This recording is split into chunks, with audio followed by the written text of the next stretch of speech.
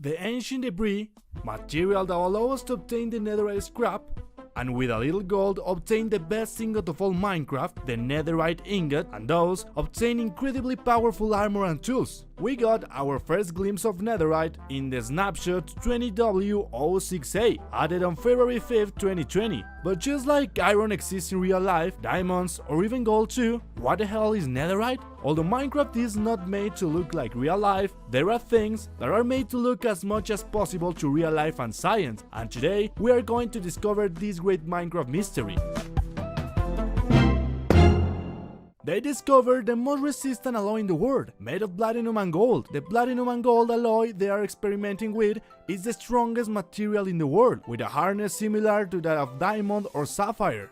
The interesting thing about platinum is that it can be easily molded to create tools, objects and other things, and platinum is also one of the few materials in real life that is difficult to melt, something totally important, because netherite cannot be born with lava, it remains floating calmly, and this is the same with platinum, it isn't easy to melt at high temperatures. In addition, if you investigate at what temperature platinum is capable of melting, it is at 1768 degrees Celsius. Curiously, lava only reaches 1200 degrees Celsius.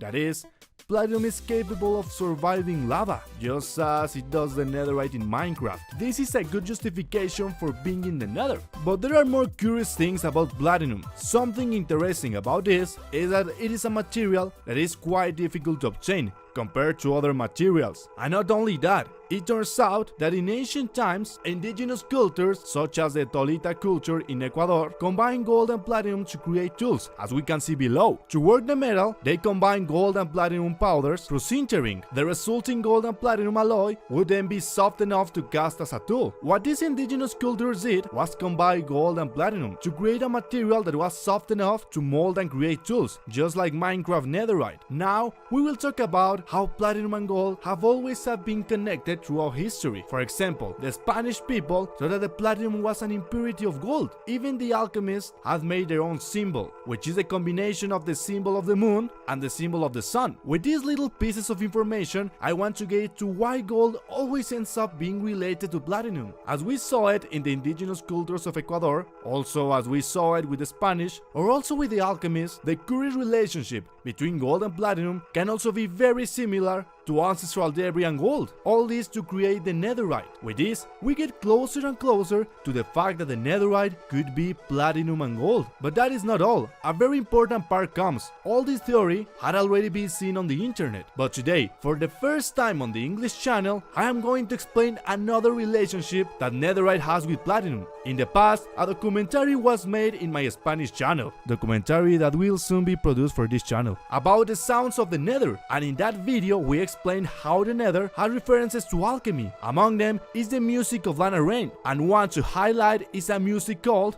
rubedo, that is found in the nether, specifically the music that you can hear in the nether wastes. The nether wastes are these biomes where there is nothing, and you can only find large pieces of netherrack. But what does rubedo mean in real life? In alchemy, it's the last of the three phases necessary to transmute metal into gold. And before, we talk about how the redstone, that is, all the netherrack, is related to it. The metals in the nether, due to the pressure where they are found, are gradually transforming into gold. And that is the reason for why you can find netherrack with gold, because slowly the nether is transforming into a dimension of gold due to the conditions it is in. What a disturbing fact! It will take thousands and thousands of years for all the walls and all netherrack to be beautiful blocks of gold. Now, if we analyze gold and platinum in the periodic table, it turns out that these two materials are also close, and there is not much difference between the structure of these two elements. So, if we follow what we do know about the relationship of the nether with alchemy, it could perfectly be said that while the netherrack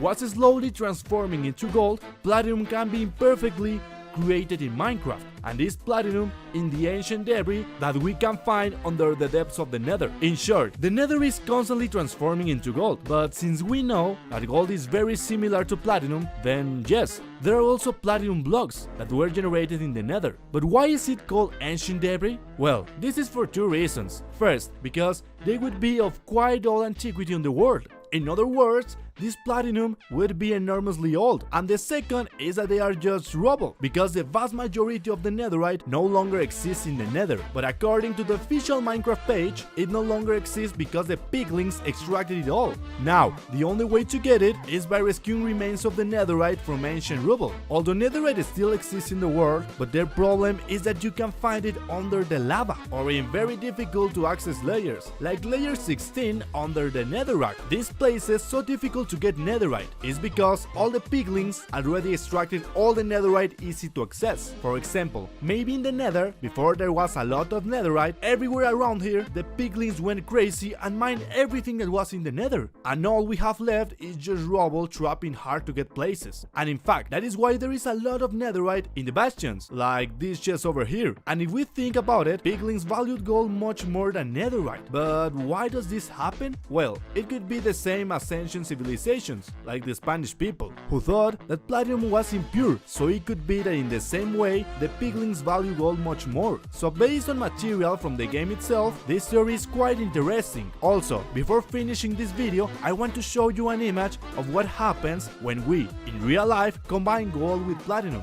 Are you ready? It becomes quite a black, reflective, and beautiful material, and you can even notice a bit of purple in its structure. Doesn't it remind you of netherite? If we analyze the netherite, you will be able to see how it is reflecting, and it is dark, quite similar when we combine platinum and gold in real life. According to this theory, netherite is a combination of gold and platinum, so technically, we can say that we have platinum in Minecraft. And to finish, did you know that gold is the best material to enchant? Gold tools have a higher chance of getting better enchantments. Curiously, the netherite also has a very good chance of good enchantments, and this is because the netherite is also made of gold, therefore its structure is made of gold. I cannot affirm that this theory is real. I wanted to present this theory because it was really interesting to me, and although we don't know if all this is real, curiously, all this discovery of alloys with gold and platinum was discovered in 2018, and I remind you that the netherite was implemented in 2020, so much so that it could have inspired Mojang to make netherite. We don't know, but it is curious how researching Minecraft things